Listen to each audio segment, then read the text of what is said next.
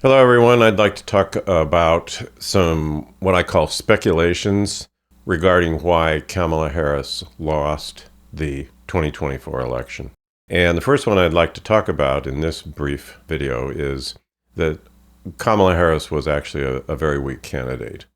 I have to say, originally, when I found out that Biden was actually going to step aside and Harris was going to be the candidate, I did have my trepidation.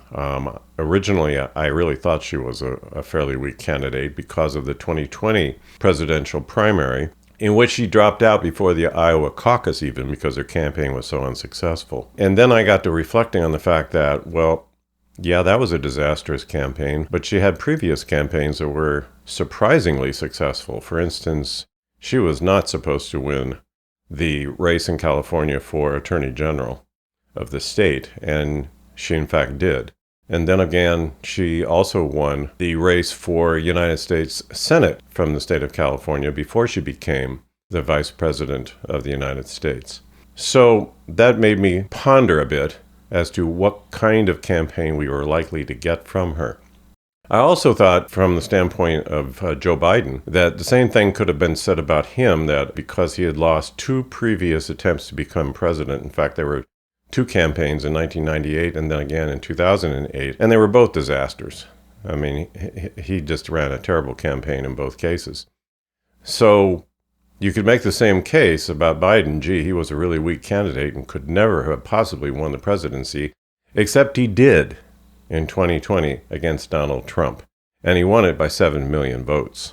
So when I started watching what Harris did, and reflecting on the fact that, first of all, she only had 107 days to put together a major national presidential campaign from scratch, I was stunned by how successful it actually was and how strong of a candidate she was, completely repudiating, in my mind, the comments that people have been making post-election, that she was the reason why the campaign was lost and that she had been an extremely weak candidate, which I completely reject. One advisor, in fact, early on when she became the candidate in the 2024 elections, stated the following: Harris threw her campaign together as if it were an airplane being built while in flight. That's how difficult the challenge was for her, that she had to start from scratch and put together a major national campaign for the presidency of the United States. And she did it in an extremely tight time frame. Another response from NPR, and this is a direct quote: Vice President Harris has had a 3-week launch to her campaign that most candidates can only dream of. And then she raised $500 million in the first month of her campaign, and during the 107 days of her total campaign, she raised $1.5 billion. That is more than $400 million more than Donald Trump was able to raise for his campaign. So from those standpoints, it was a pretty remarkably organized campaign. But there's additional information that I think lends credence to what I'm saying, that she really was a strong candidate. First of all, Harris totally cleaned his clock during the debate, the only debate that they actually had. And if you look at the national polls about the debate, you find out that consistently she had a 2-to-1 advantage over Donald Trump in terms of who they thought won the debate. While Trump sought safe havens during the campaign for interviews such as Fox News and other right-wing media outlets, Harris was interviewed consistently by just about any news media that would ask for her to be interviewed, including Fox News. She went on Fox News, was interviewed by Bret Baier. She was actually interrupted 37 times in a 29-minute interview by Baier, but she managed to comport herself with dignity, was respectful, and consistently asked him to let her speak, which he oftentimes did not.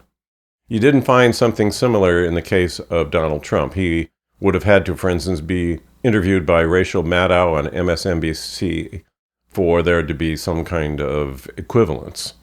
She also ran a tremendously well-organized convention, which is amazing because she had to throw it together in a matter of weeks. It was a huge success. It was very well organized. And again, the national polls following the convention showed that she had, on average, a 3% lead over Trump coming out of the convention. The speech that she gave at the convention, and I say this from a standpoint of having taught public speaking as a college professor for 47 years and having written a best-selling public speaking book, her speech at the convention was excellent. It was very well organized. It was clear. It was well documented. It was well presented. It was motivating.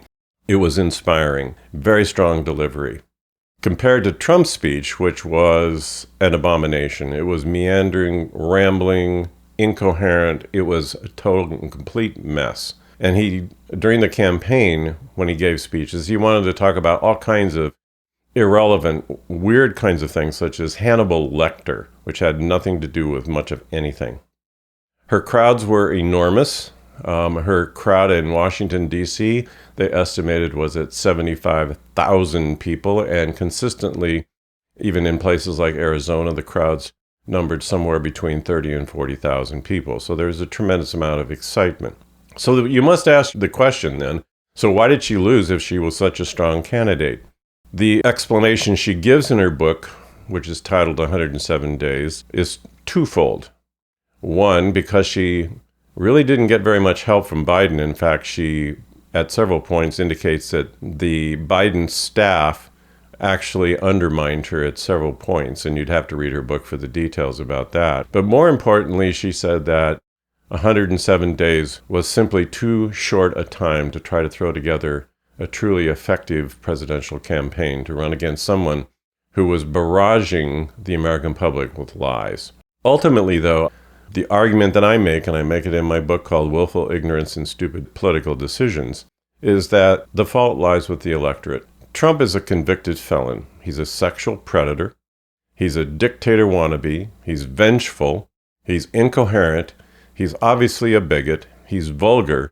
And he is ranked as the worst president in the history of the United States by a group of political scientists who are considered experts in the area of presidential politics. Even the self-described conservative political scientists ranked Trump as third to last among all the presidents of the United States. Trump also spent 187 minutes watching Fox News during the insurrection that occurred on January 6, 2021. That should in and of itself have made it impossible for him to return to the office of the presidency because he refused to defend the office. Tearing this country apart is what Trump wants to do and is doing currently. Harris has done none of these kinds of things. She's been respectful, dignified.